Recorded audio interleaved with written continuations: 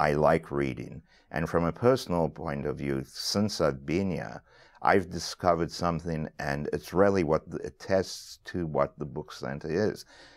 We've spoken a lot about South Africa. I'm interested about my heritage from South Africa, and yet I was oblivious, and I think it was benign neglect. I don't think that there was this whole canon of South African Yiddish literature that really has never been taught in day schools. I'm a product of a day school. Hasn't been discussed besides a few translations of a few stories.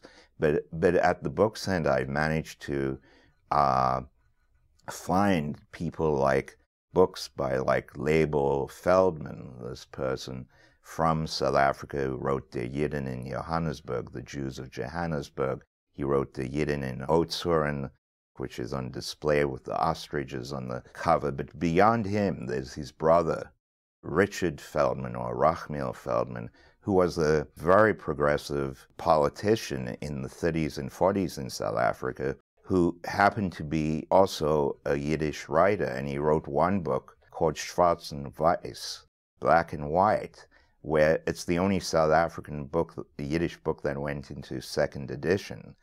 And through that, I found out that he and his wife had a salon, an intellectual salon in Johannesburg, and one of his closest friends, one of the couple's closest friends, was Irma Stern, the South African painter who's now become a superstar in the last couple of years, especially in the London art market. There was somebody from South Africa who came during Yidstock. She didn't come for Yidstock. She happened to come on the Friday of Yidstock.